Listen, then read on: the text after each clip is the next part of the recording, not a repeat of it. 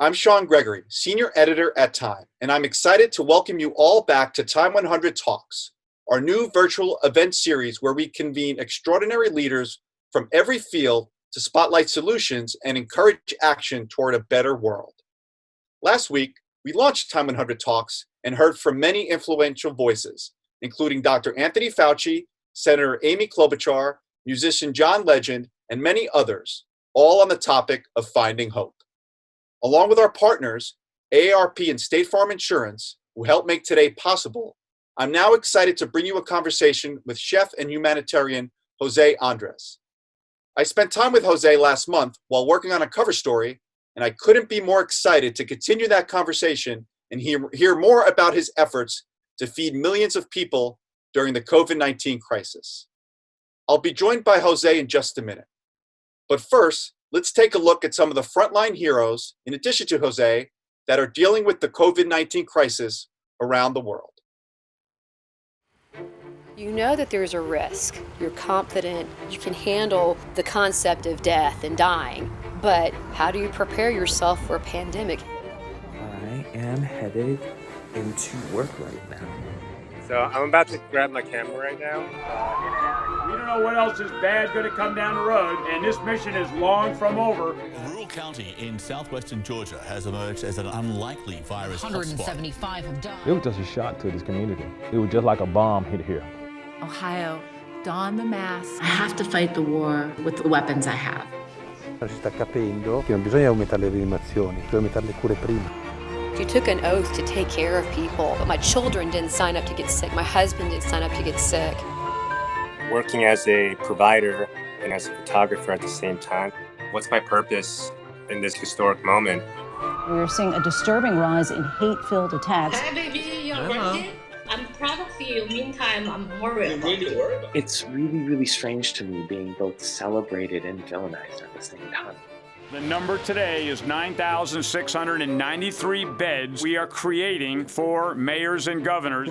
And already in the questions today, why aren't you doing more? On the back end of an epidemic, you didn't do enough. And that's sort of the fate that will be my life. I really hope the work that I did is going to give something back.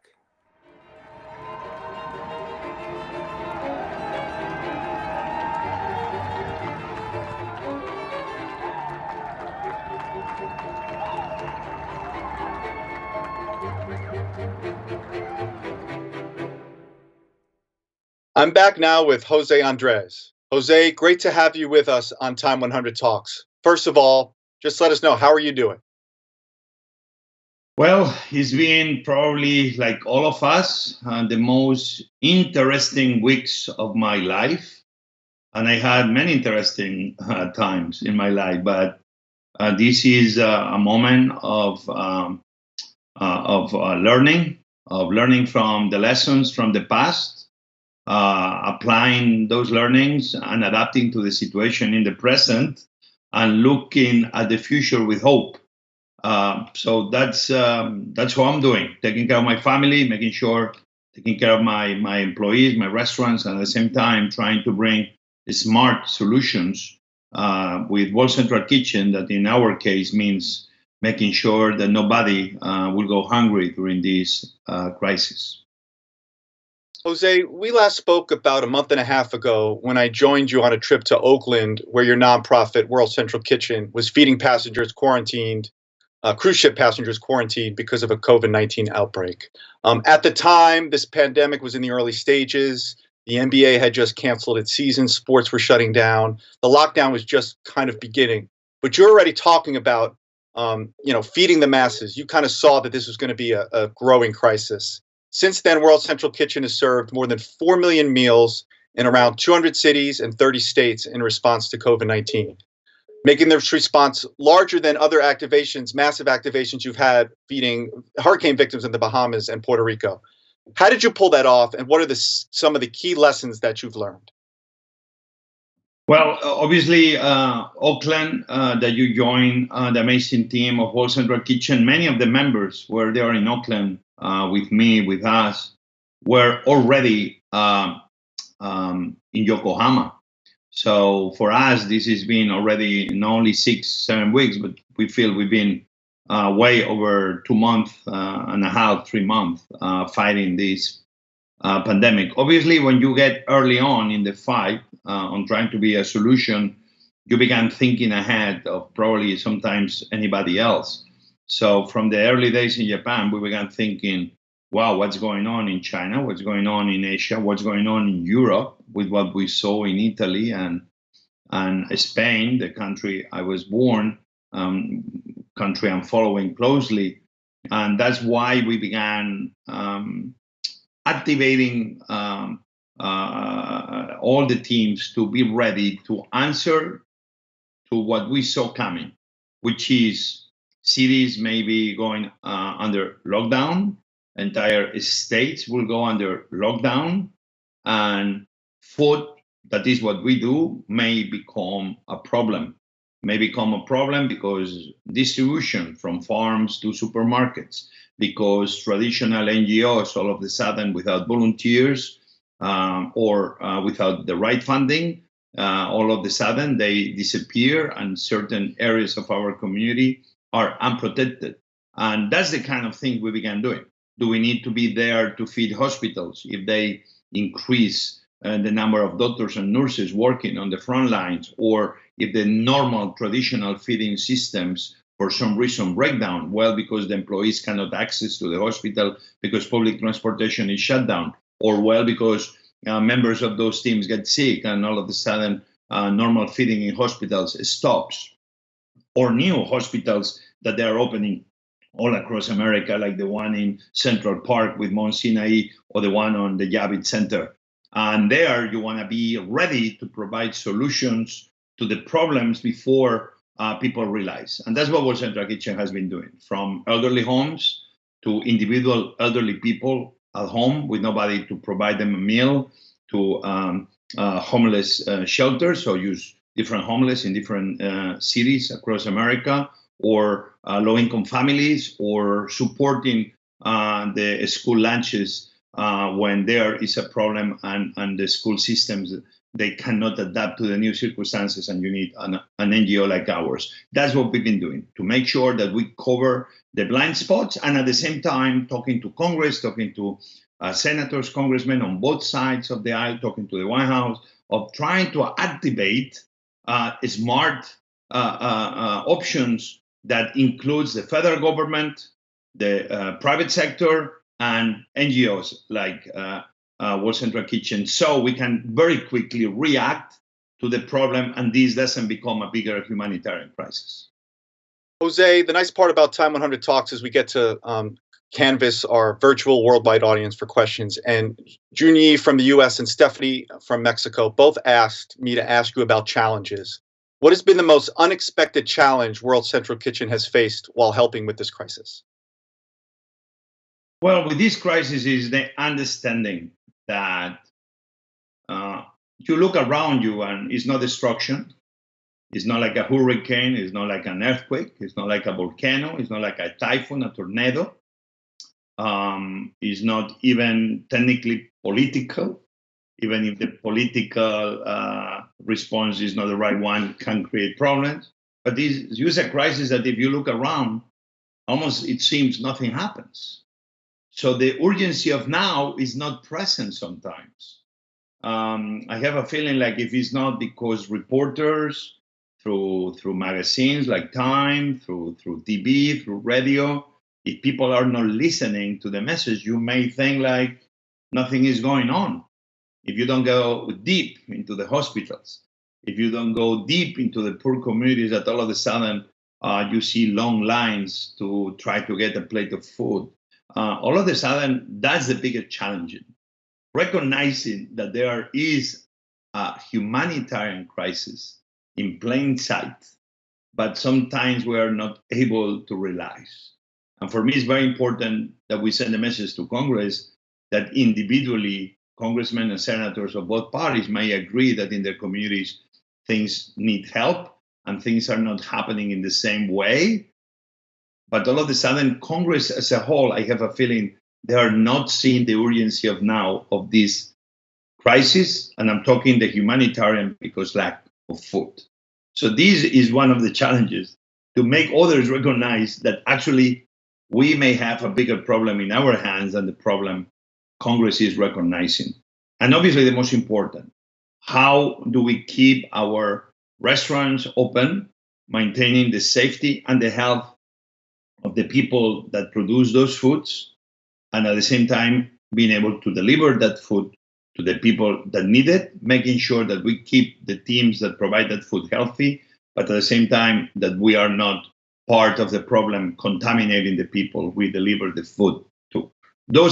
They've been the bigger challenges, but I think with the experience that World Central Kitchen has had over the years feeding people under cholera, like in Haiti, Mozambique, plus the experience we've been gaining on the ground, being early on the fight against this pandemic, going to Yokohama and Oakland and feeding those cruise ships.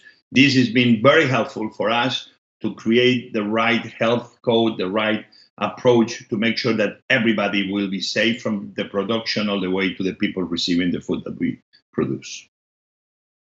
Jose, you touched on the food supply issue in our country, and we have an alarming situation unfolding here in America, where farmers are dumping milk and other staples and considering measures like euthanizing pigs because they can't move food product. Yet, food insecurity is rising, and there has been a run on food banks. You tweeted about this specifically last night, a picture, a stark juxtaposition of discarded potatoes in Idaho and the massive food bank lines in San Antonio. Why is this happening, and what can we do to fix this?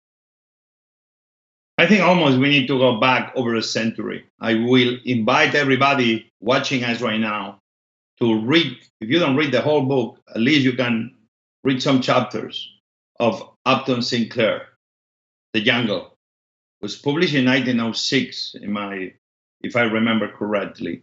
And in that book, very much, Upton was bringing awareness of the conditions of the slaughterhouses and the conditions of the workers working at those slaughterhouses, at those meat processing facilities. Almost it seems to the degree that over 100 years later, almost it's like we didn't learn anything. Because yes, the president tweeted that the the meat plants must be open, and he's almost using the war powers that they should be open, but almost without mentioning how we are going to be providing safety and the right health codes to those men and women working elbow to elbow, processing all those chickens and porks and beef to keep feeding America. I think this is a moment of truth that we need to understand that even details of how well the employees producing those foods are treated has a lot to do with their health, and so has to do with a national security issue. That's why I believe it's very important that in the future, every government, Republican or Democrat, will consider to having a true position of kind of a secretary of food, which is only concentrated on how are we feeding Americans in the good times and especially in the emergency times, and is able to bring the power of all the federal government into this one new food secretary position. So we are seeing that many of the people right now working on those same meat plants are undocumented immigrants. That many of the people putting vegetables and fruits in our plates are undocumented immigrants. Undocumented immigrants that they've been at times under attack, especially in the last 3 years. Those men and women are the ones showing up every day, making sure that America is fed in the process. So what I'm only saying with this is that the whole policy of America towards food production, immigration, has to be cohesive, has to be 360 degrees. We cannot just be trying to trash those undocumented immigrants that we don't want, but in this dark moment, they are the ones that keeps very much America fed and America running. So this is some of the areas that we need to look at. We need to be looking at how the USDA should be in charge of making sure that not 1 pound of food is wasted. Almost like a mandate.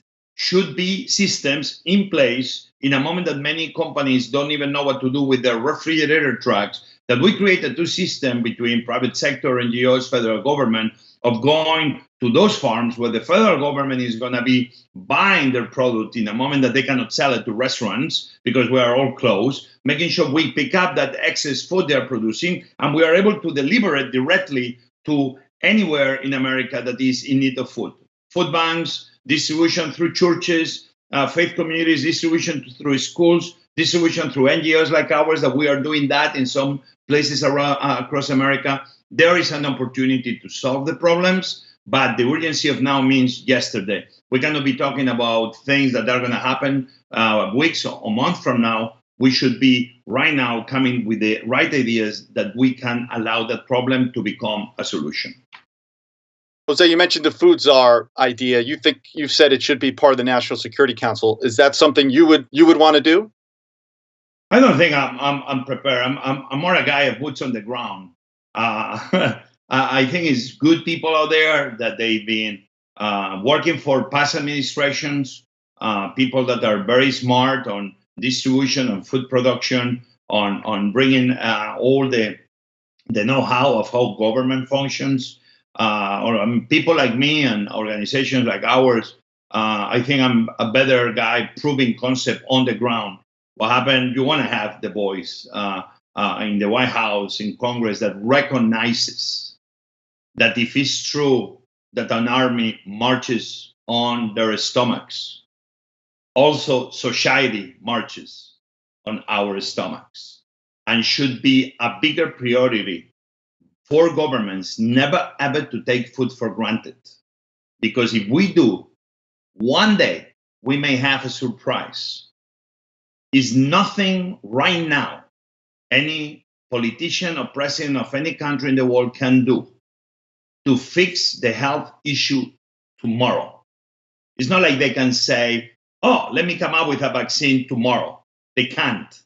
It takes time, it takes investigation, research, and hopefully what they can do is mitigate the pandemic with the right calls to action, with popular or unpopular orders of staying home.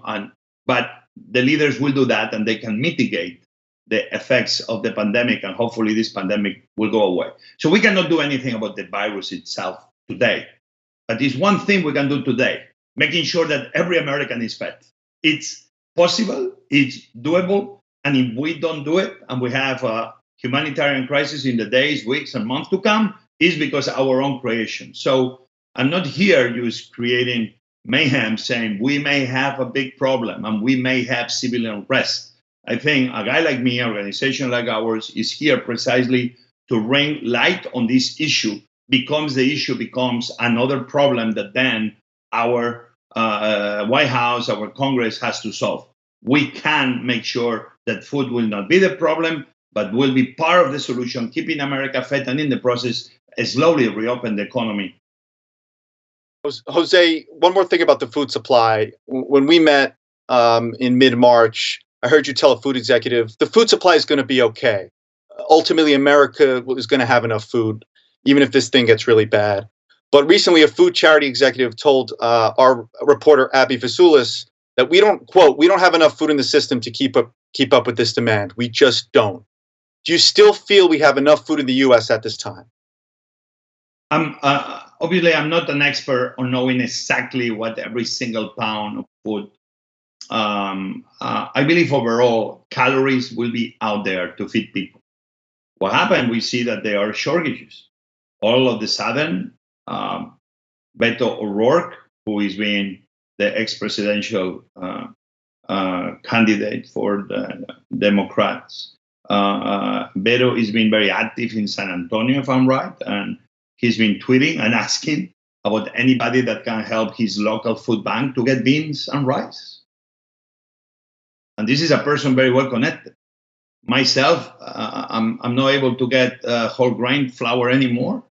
And I'm trying to buy the whole grain, and I cannot. And believe me, I'm a guy that can get anything. Certain things we see that they are not so readily available anymore. Again, I will not like you to create mayhem and people being afraid and all of a sudden send everybody to the supermarkets, because I don't think that's what we should be doing. The right way to do it is everybody buying what they need, and the government and the private sector making sure that the production, distribution of food keeps happening smoothly.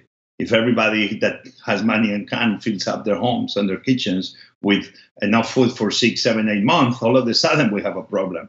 But if people keep buying slowly and we know that between government and private sector and everybody else, we're able to keep putting food through the communities, I think planet Earth is going to have enough food. We didn't have, with more than 1 billion people on China with a longer shutdown, we didn't have any problem of food in China. We've not had any problem in Italy or in Spain. Overall, people has been fed. The big problem is people that lose their jobs, people that don't have access to SNAPs in the case of America, people that don't have access to go to a food bank because they don't drive or they don't have public transportation, although they don't have the money used to own a car and get on a taxi. Is areas in America, food deserts, that homeless shelters that require that food. But I don't see today we have a problem, but I see that of food production. But we need to be careful, because I repeat, if one day, let's say it's a plague right now going on in Africa, it's the second time in a few months that we had this entire plague of insects just jumping all over and eating every crop and everything they found in their way. Imagine that all of a sudden we have that plague going on in Africa. Imagine that plague happens in North America and South America. All of a sudden we have a problem. America has been a great producing food nation. It's been a nation that has been feeding Americans for the last century without a problem. And it's been able also to export food to many parts of the world. We are a food production nation, but we can never take it for granted.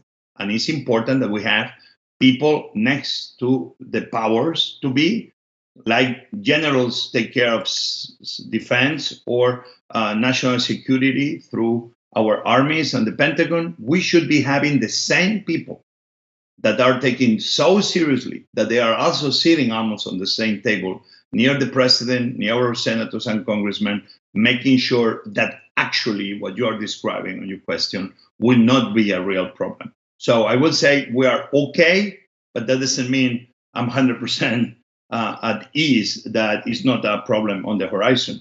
We need to be careful. That's why, like an organization like World Central Kitchen is so active, always trying to come smart solutions to make sure that this doesn't become a bigger problem. It's so important. But again, food production has to be protected because it's a must. Jose, turning a little bit to reopening, Time's cover story this week concerns the reopening of the American economy. You have restaurants all over the DC area, New York, Florida, California, Las Vegas, and elsewhere. Will your restaurants be able to reopen? And if so, what plans and contingencies are you making to reopen? Well, right now we are busy. I've been invited by the Mayor Bowser of Washington, D.C. to be in one of the committees to come up with a plan to open Washington, D.C. I think it needs to be more a national effort of coming up with a national plan, and then can be adapted at the different states and even at the different cities.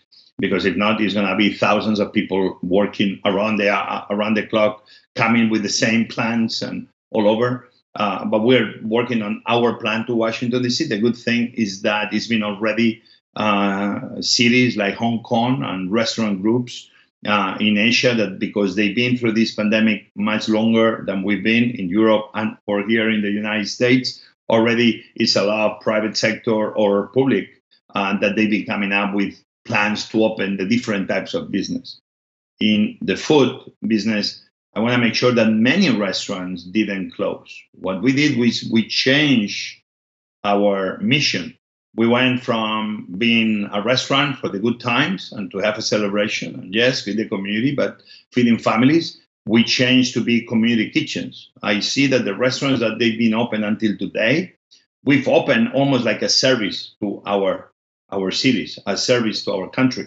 maintaining the communities that needed food fed. So I applaud every single restaurant that is being able to keep open, feeding many communities, providing food to hospitals, police, first responders, homeless, all over. Remember that World Central Kitchen right now, we have 500 restaurants in our portfolio and growing that are partners that we've been able to support with the donations we receive. And we've been proving concept of how restaurants, in partnership with an NGO, we can be taking care of feeding people in need.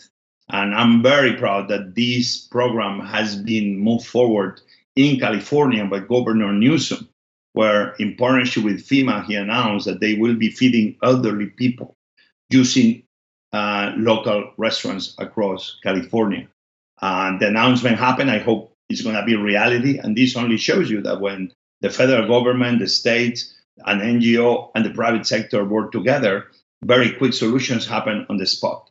So I know it's a bill, which is going to be the FEMA emergency feeding bill that is being moved forward by Congressman Mike Thompson and Jim McGovern, that hopefully is going to be joined by other Republicans too, where the idea is precisely to allow emergency funding through FEMA to be used by the states to be able to be feeding as many people in need we have. In the process, when are we going to reopen? We're going to reopen when, I'm not going to reopen when a president or a governor or even a mayor tells me.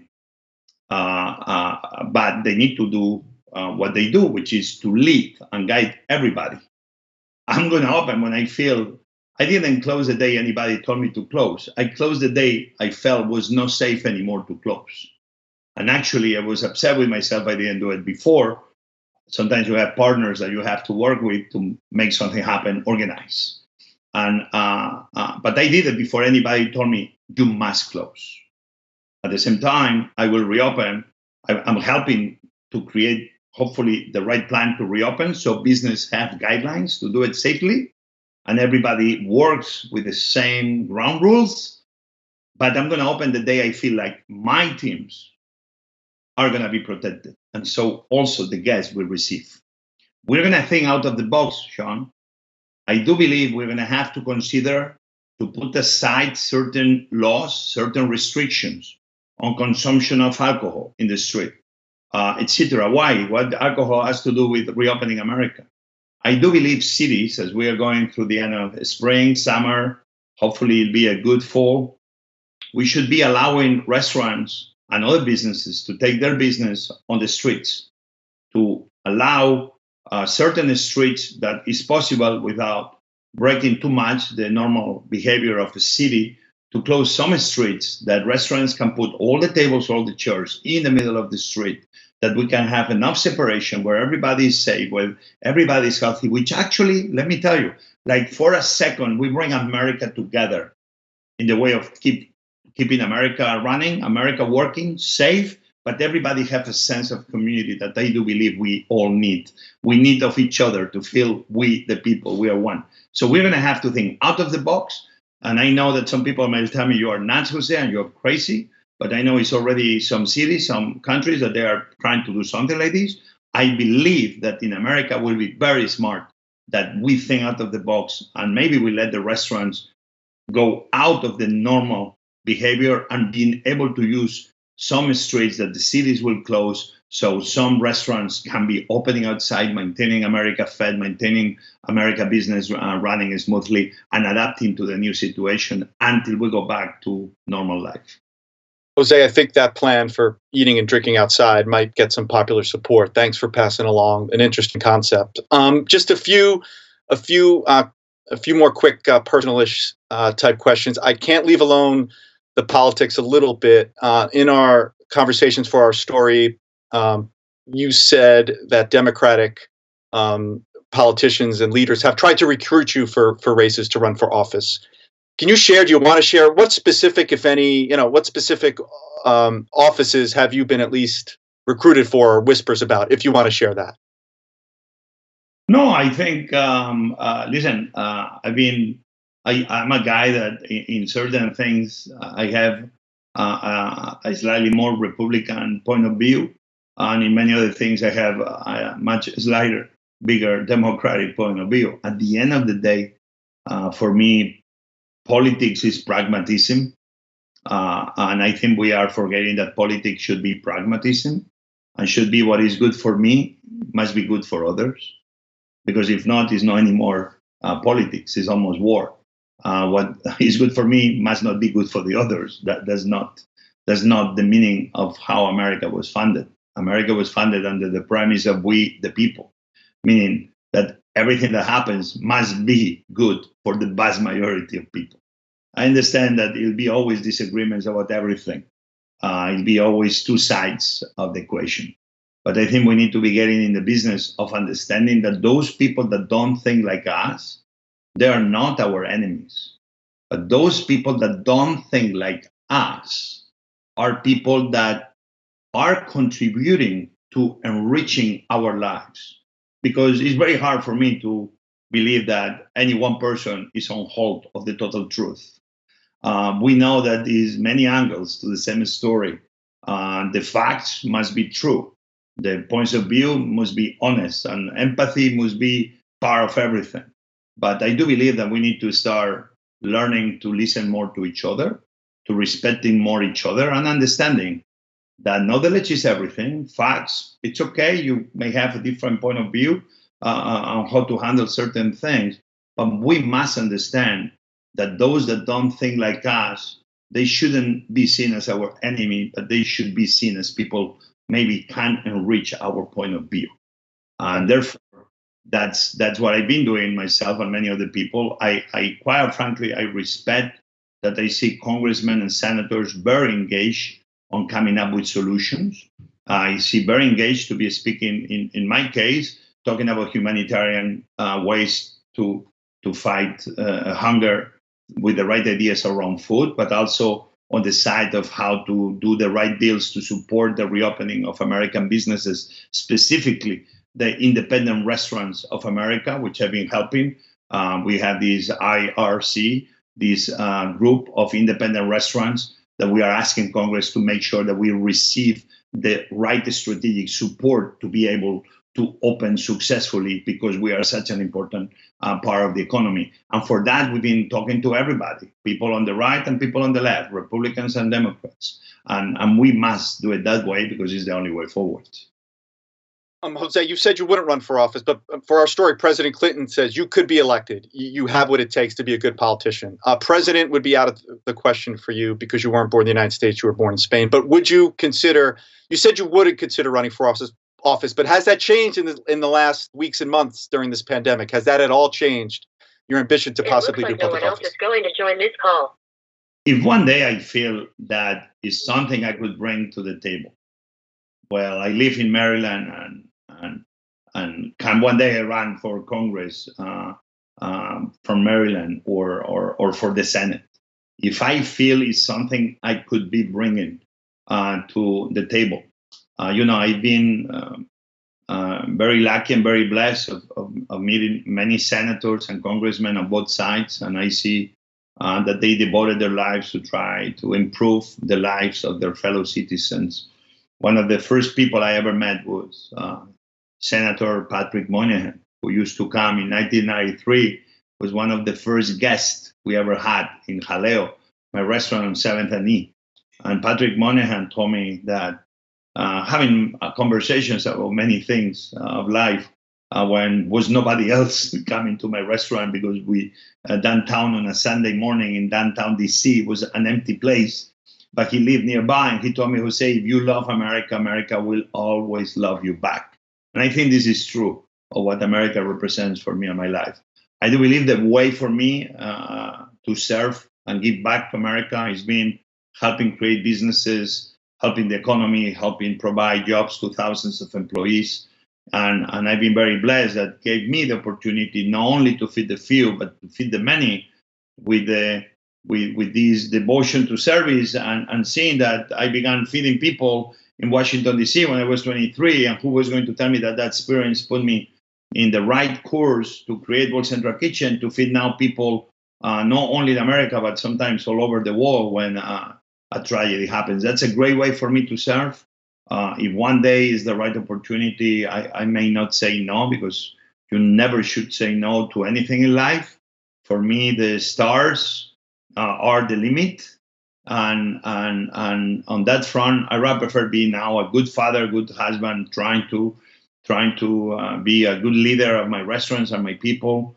Now trying to be also a leader of trying to feed as many people in need. If one day I feel, as I grow wiser and older, that I can be serving our country by serving in a position, time will say. But for now, I'm very happy doing what I try to do, which is use a little drop in the bucket, but trying to bring teams of people together, thousands of people across America. We are in Spain too, in more than 10, 11 cities by now. I had to go back to the country I was born to help them in this darkest hour. And that's a good way for me to be contributing to America. Anyway, that's what I do. I'll never be able to give back everything I got. I got 3 beautiful daughters, beautiful wife, a community to belong. I feel blessed. But one day, I'm not going to tell you no. But for now, I'm very busy feeding. I try helping feeding over 250,000 people a day. Jose, we're about to wrap up, but 3 more quick hits. You have a basketball hoop in your driveway. Have you used this pandemic to improve your skills at all while you've been quarantined? And do you still foul the hell out of your daughters when you play with them? I never miss a shot in my entire life. We have NBA players like Calderon and Pau Gasol that they can prove you that's right. I'm blessed with that. I never miss a shot. I didn't have any time to play. I've been running a lot, so I'm watching news and reading as I'm on my elliptical. But I've been busy trying to make sure my restaurants keep moving forward. Busy making sure the World Central Kitchen gets all the support it needs, and I've been doing my part delivering food. I've been going to New York. I've been in Bronx. I've been in Queens. I've been in Harlem. I've been in Manhattan. I've been in Baltimore. I've been all around Virginia, Maryland. My daughter just came back from delivering food to NIH, to the children's hospital that is inside there, a beautiful little hotel for the children to stay and be taken care of. And I love that my daughters are helping with that. But I've been doing a little bit of walks around my neighborhood. But again, the most of the time is used for doing things like this, or use going to deliver food, and making sure that one day, very soon, my restaurants can reopen, and I can we can hope of that America that we all want, an active America looking into the future, and making sure that we prepare ourselves. So if another pandemic comes, we do a better job than the one we've been doing. I cannot believe we've been so unprepared for something everybody's been saying is coming. I almost feel like if we watch a movie, any movie, science fiction, we will have a better blueprint of what to do. So it's amazing that with so many experts, we were so unprepared. And I know the health experts probably were more, but we missed somebody really calling the shots, saying, this is what's happening. This is what we need to do. And if we do this, we'll do better.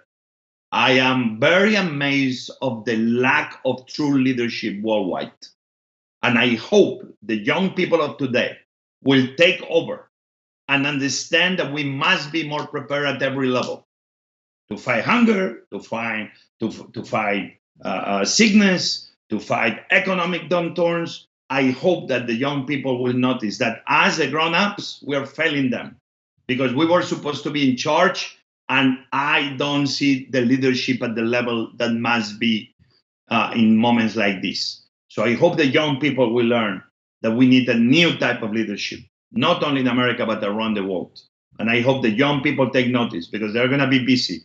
We need the leadership of young people that are pragmatic and bring the best people to solve the big problems that we face today. If we do that, we'll be fine. But we need to put the right people leading us in America and around the world. If we don't do it, more things like this will happen. And then it'll be too late. I'll say 2 more things. Just a personal service question. People are quarantined at home. Do you have a recommended comfort food recipe and a go-to drink that you look to for quarantine? Listen, I've been doing this cooking with my daughters, which we go literally 5 minutes before, and whatever we have, we cook with. So go to recipes for the people, hashtag recipes for the people, or follow me on my tweet or Instagram account, Chef José Andrés, and you'll find the many videos we've done, many videos. And I don't know, one I like, everybody should do cans. Cans are the winner of this pandemic. If you have cans, C-A-N-S, nothing can stop you. You will feed your family, you will feed yourself, and you don't have to worry. In my home, I have cans of sardines, cans of cockles, of clams, of bonito, of tuna, of anchovies, and I open a can, and for me, it's my biggest luxury because it's bad cans, but it's a lot of good cans too. So use some bread, a little butter, and some sardines on top, black pepper, and you can feed the world, my man. And a drink, I will say that I've gone down on cocktails. The other day I made asparagus water cocktail on one of my shows, but I think wine to a degree wins the day in moderation. But wine wins the day. And if I'm in Maryland, it's good wineries here, but I'm near Virginia. It's an amazing wineries in Virginia. Support your local wineries. Support wine of the world anyway. But if you can buy wine from Virginia, if you can buy wine from New York State, from California, you do it, because this way we're going to be supporting our wine producers, which at the end they're going to be helping support all the rural areas where those wines are being produced. And, that's a good way to be helping one glass of wine at a time. That's great, Jose. And let's close this Time 100 Talks out on a question that touches on the theme of hope. Pooja from the U.S. sent in a question. What is the one thing that everyone can do to help, regardless of income? That's a beautiful question. I think we've been receiving different information from our leaders at times. In one moment, we are receiving the information that we need to wear masks, but then we see some of our top leaders not wearing the mask in public or saying that they will never wear it. I think what everybody can do is try to follow who you think is that voice of wisdom. For many of us, Dr. Fauci has been out there leading the way. But these others, if they are telling us to stay home is the way we can fight this, we should stay home. If they are telling us to wear masks and keep distance 6 feet from anybody else, let's do that. Sometimes the bigger problems in our lives, they have very simple solutions. If you're telling me that to fight this pandemic, what we need to be doing is stay home until they tell us we can go out. And they're telling us to still minimize the time you're out around others, and that you need to keep distance and you need to wear masks, not because you are protecting yourself, it's because you are protecting others away from you. And in the process, we're going to be making sure that our hospitals are not overwhelmed. Our doctors and nurses are not overwhelmed. Doctors and nurses that, let's remember, they've been getting sick in huge quantities, and many of them around the world have died. Many of them have died, like if this was a war. Just to think like one doctor, one nurse will die because our actions, when we are aware now that keeping distance and wearing a mask and washing our hands is the way we can save the life of one nurse at a time, or one doctor at a time. I'm sorry, but I think in this DNA of life we live, if you are telling me that's the only sacrifice we have to do to end this pandemic and to save the lives of hundreds, if not thousands of doctors around the world, that's what I will request everybody to do, because everybody can be doing that. That's a matter if you have or you don't have. So please, let's all play by the rules, and let's keep everybody safe and making sure that we don't keep contaminating this. And if we're going to contaminate anything or let's contaminate hope. Let's contaminate empathy. Let's do these things. They can become a contagious thing. I want to be contagious of empathy and of love and of respect, and that's what we need to be doing. And yes, we are free. In America is the land of the free. Yes, with the people, we must be free, and nobody should be telling us too much what we should do. That's precisely because the power is in the individual. Come on, make the decision on your own of saving the lives of others. Today, more than ever, to be American, to be a patriot, to be with the people is making sure that we help others to do better. In our case, just wear the mask, wash your hands, keep 6 feet away, stay home when you can. Man, and we're going to win. Jose, thank you for ending our chat on a note of hope. And thanks again so much for joining us. And thanks to all of you for participating in Time 100 Talks, made possible by AARP and State Farm Insurance. We'll see you next time on Time 100 Talks. So long.